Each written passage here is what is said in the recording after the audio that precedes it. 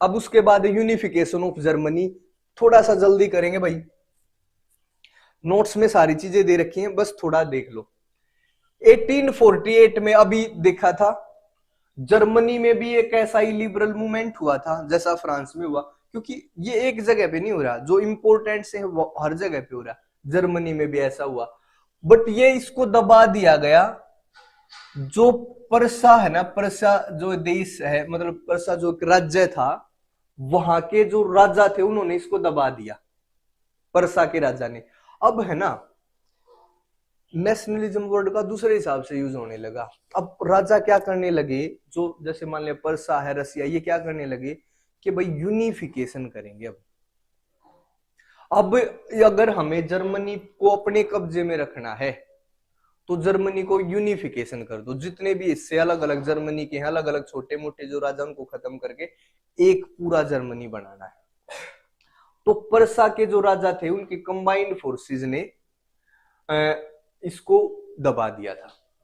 उसके बाद परसा का एक चीफ मिनिस्टर था, Persian chief minister Otto von Bismarck, इसको architect of unification of Germany बोला जाता। भाई जर्मनी के एकीकरण में सबसे ज्यादा इंपॉर्टेंट रोल किसका था? ओटोवन बिस्मार्क का।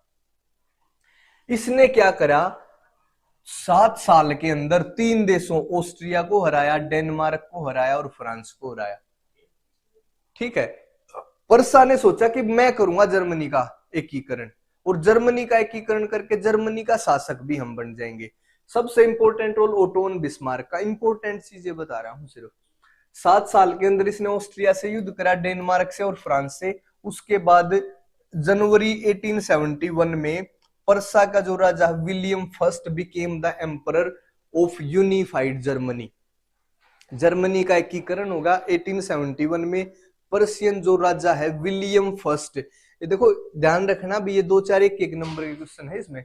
जनवरी 1871 है, परसा का राजा कौन था, ओटोन बिस्मार्क कौन था, ये सारी चीजें ध्यान रखनी है। 7 साल में किस किस को हराया, ऑस्ट्रिया को, डेनमार्क को और फ्रांस को, ये 3 4 चीजें ध्यान रखना। अगर कुछ भी ध्यान नहीं है तो ये जरूर लिख देना है। सिंपल है, चले आगे।